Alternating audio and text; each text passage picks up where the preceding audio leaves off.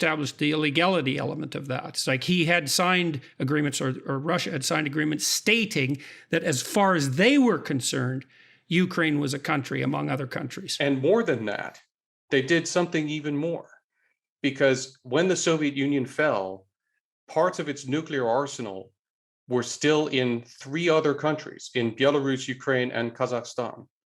And we worked very hard to persuade those countries, we, the United States and Great Britain, worked very hard to persuade those countries to give their nuclear arsenals back to Russia, because we were very concerned about the threat of nuclear proliferation.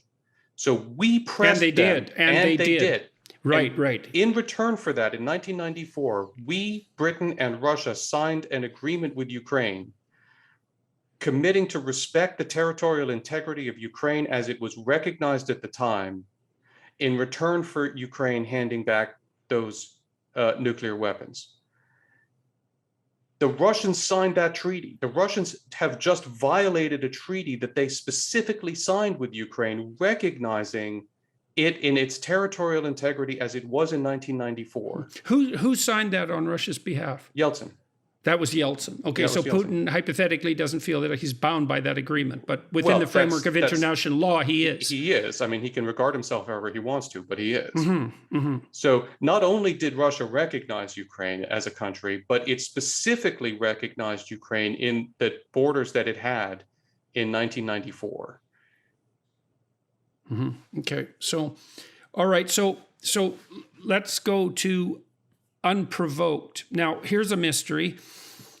This could have happened at any time over the last 20 years, or any time into the future over the next 20 years, but it happened now. And there are accusations of all sorts flying around on the political front in the West about why now.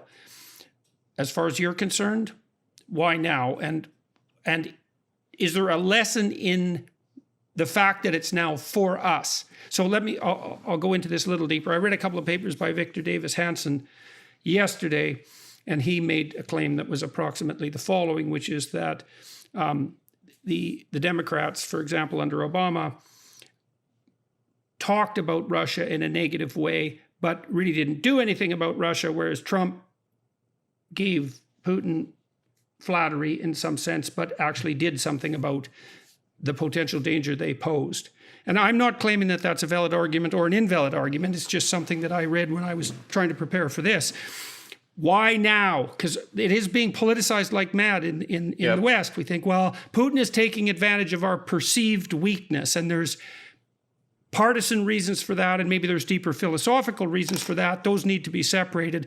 As far as you're concerned, why now? And then we do need to get to also maybe how we stepped into this, even if it was only 20% our fault or 2%, I don't care. What did we do wrong that made this happen and happen now?